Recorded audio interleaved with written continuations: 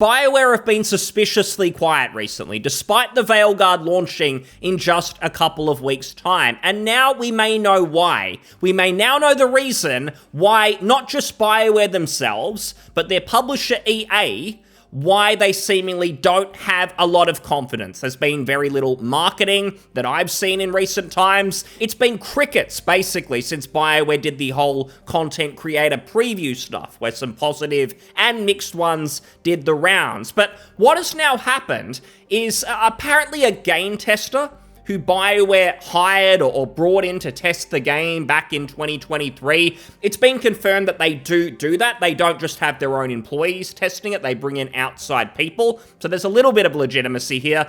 A game tester gave an interview where they basically said what we've all been thinking. The game is awful, your choices do not matter, the developers totally focused on their own politics, ideology, rather than game quality.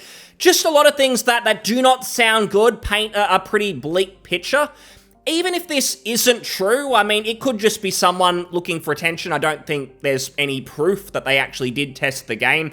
Even if it isn't true, and this is why I want to talk about it, it doesn't matter either way, because what they basically are saying is what we've all been thinking, fearing, and everything just makes sense from the marketing and what BioWare have actually shown us. I don't think that all the good stuff is hidden away. Even though some content creators said positive things, they kind of just said, look, it's not a disaster. It's a competent enough game in terms of maybe the graphics, the general story, the combat and things. But none of that makes up for the fact that the vibe, the tone, everything of Dragon Age has basically been destroyed, and clearly the developers are much more focused on their own agendas, their own personal grievances over making the best game possible. So there's a lot of red flags, regardless of if this is true or not, but we'll go through it. This has been summed up. It was a 30-minute video, but it's been summed up here in a tweet.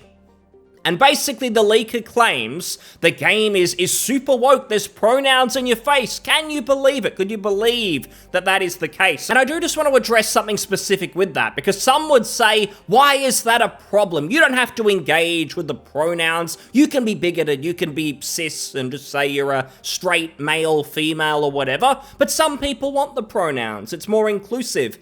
The issue that I see is, let's say, the removal of breasts. I think that was an option, like a slider. You can choose if your character has had their breasts removed. And some would say, oh, well, that's better because of all these people it's making happy. Who are they, though? Who's actually getting a better gameplay experience by that feature being included? You could maybe count them on one hand, if we're being generous, but we all kind of know the reason a feature like that is implemented, it's not actually to make the game better for anyone, it's done to antagonize people that these developers do not like. They are mostly malicious people. They hate most gamers who they know will see a lot of this stuff and just think it's strange. They'll think it's weird. And I'm not talking about like people who consume Dragon Age videos online. I just mean normies. They see breast removed options, heaps and heaps of pronouns. They're just gonna roll their eyes and be that little bit less immersed, less interested.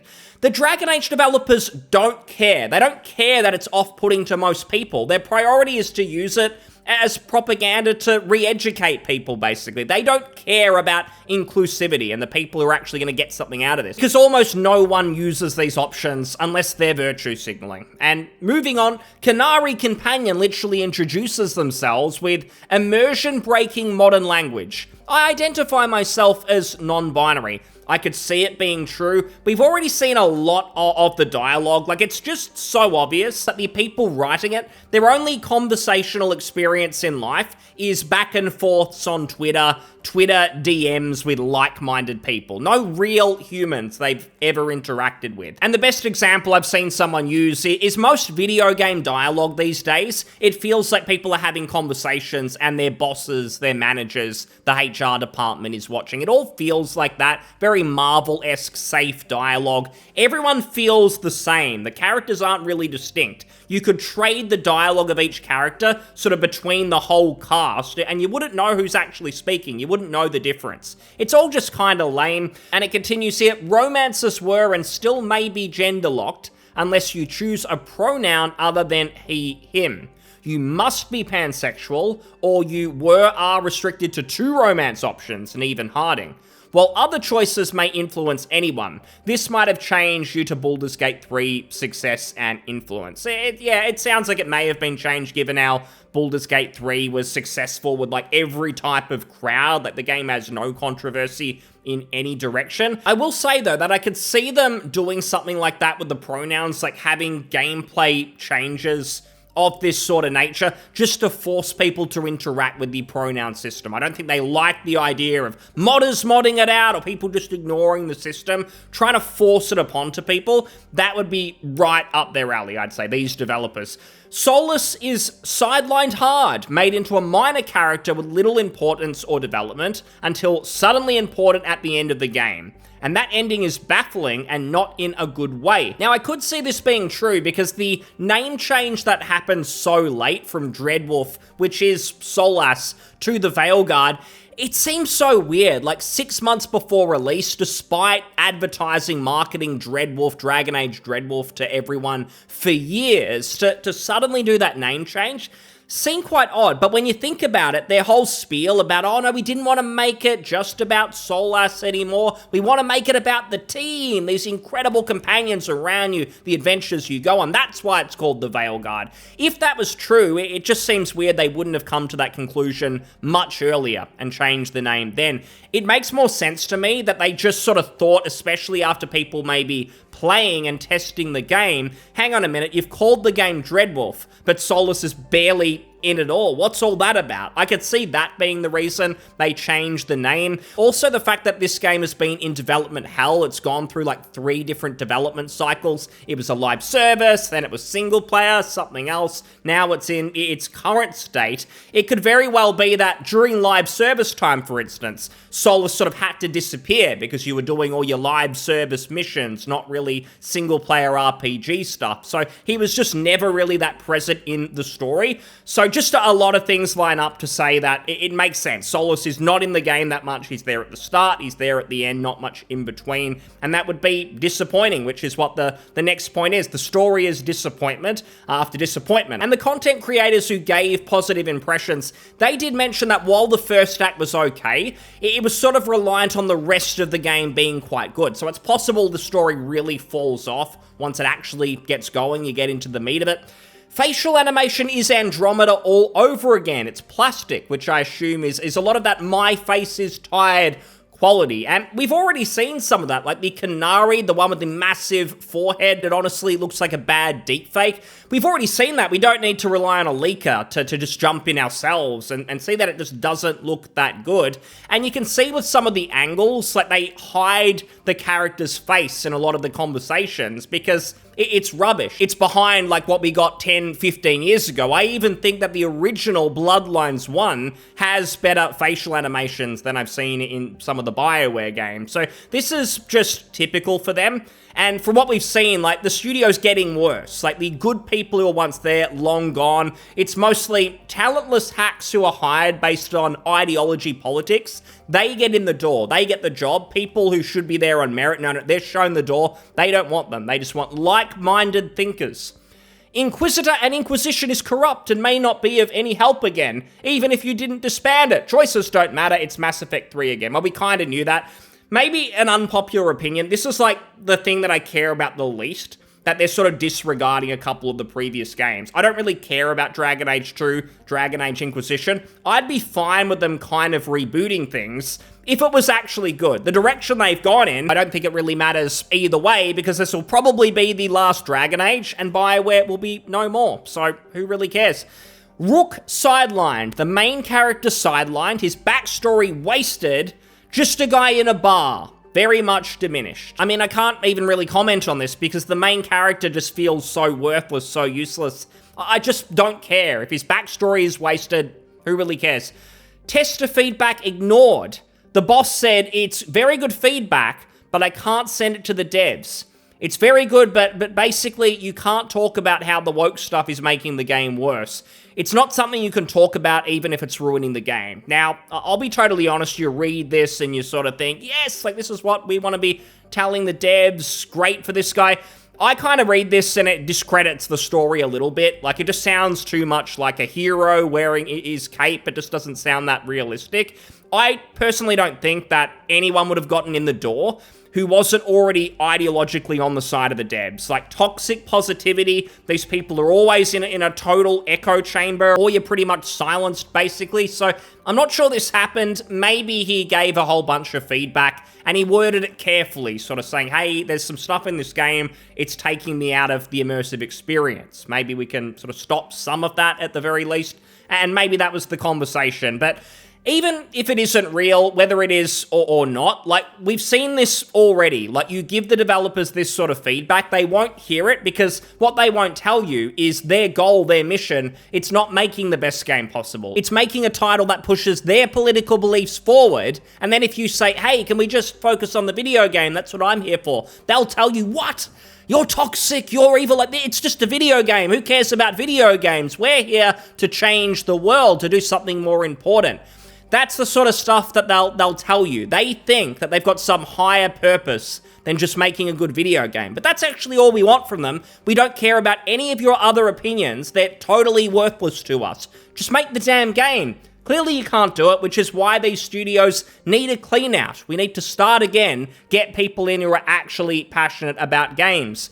Grey Warden Davrin, a newcomer who never finished his training, gets to influence and make important decisions for the Grey Warden solely because he is a person of color. He gets to decide everything. Maybe it's true. I remember playing Wolfenstein 2, where that literally happened. Like, a character comes in out of nowhere and suddenly takes over everything, and now you're their assistant, basically. It was kind of cringe, along the same lines, and it might even just be incompetent gameplay design, where instead of you making choices, someone else does it for you. It becomes a linear story. I can see that happening because these developers are incompetent. They can't really make a proper RPG. The segment of gameplay in the Fade is a boring walking simulator with just some fetch quests. Completely wasted opportunity. Be typical of BioWare anyway. Like, there's a lot of filler in a lot of their games that people forget about. Like, even Dragon Age Origins, there's a bunch of just killing the same trash mobs over and over. It starts to feel a little bit MMO-ish. Plenty of quests in their games are pretty bland and boring, so this wouldn't surprise me. There's definitely going to be some downtime, some boring content. Even if it was a great BioWare game, it would have some of that. Other major characters like Varric turned into mere advisors and pushed to the back of the story. Well, there were a lot of rumors that Varric would actually die at the start of the game, so if he survives, maybe he just doesn't have a lot to do. That could be true. It's so far removed from Origins that it's crazy that it's in the same universe. We can see that already. We don't need a leaker, whether it's real or not. Like, we can see it right now. The original reveal trailer at Summer Games Fest, it was so bad, even Reddit hated it and were clowning on it and had given up hope on the franchise. When even Reddit can't find anything positive to say anywhere, you know you've failed, you know you've flopped. And that's the real problem with this game, is they just made the worst first impression possible, and they've been trying to claw their way back ever since. Even if there are some redeeming factors about this game, they're going to be totally lost because everyone's so negative towards it already. They failed to make a good impression. It's cost them. I think it's going to cost BioWare, which is why the supposed leaker says this is the end of BioWare, the interview concludes. Again, I'm pretty skeptical about this, but I always find rumors to be a bit of fun regardless, and I can't see how at least most of this isn't going to be true, because we can see it all already with our own eyes. It's not sort of a whole bunch of brand new information, the end of the game leaking or anything like that. It's basically the vibe sucks and the developers, they're both incompetent and their priorities are completely in the wrong place. And speaking of the developers, I just want to share this very quickly. So Michael Gamble, he's one of the senior Dragon Age people. They brought him back for this game as like a consultant a year ago. He said this, because they're so pro-consumer now, EA, BioWare, they care about their fans all of a sudden. It sounds super genuine. He says here, Veilguard will not have de novo on PC. We trust you. De novo being anti-piracy software that actually slows down your game. So you buy it legally and you have a worse time because of this crap compared to like an actual pirate, someone who just downloads the game illegally. They're having a better time than you, the paying customer. Now this might sort of sound like just complaining for the sake of complaining, and I get that, but just reading that statement and the end of it, we trust you. It's kind of like saying, like, we made the decision not to include anti-piracy software because the Dragon Age community is so wonderful. Unlike our other games in the EA catalog, Dragon Age fans are special. We know that you won't pirate our game. But, like, you know that obviously isn't true. They didn't sit around the boardroom and decide, no, our fans have integrity, we won't put Denuvo in there. Like, you know it's a fake statement. Like, the reason I think is that EA just don't want to spend any more money on this game. They don't really care that much about it. It's why you don't have to use the EA app. You can just play it natively on Steam. Probably why they didn't bother with Denuvo, because it's like, well, we're not going to sell that many copies anyway. Who really cares? I think it might be a little bit of that.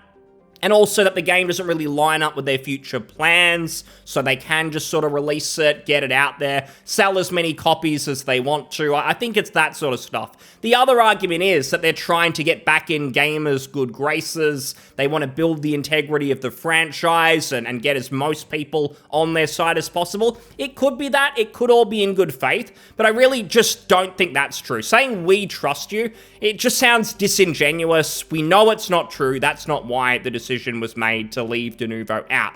It's still a good thing. I hate Denuvo with a passion. It is awful. It slows down games. So it is a positive thing. I think they could have just done it without sounding patronizing. But I'll leave it there, and I'll see you on the next one. Cheers.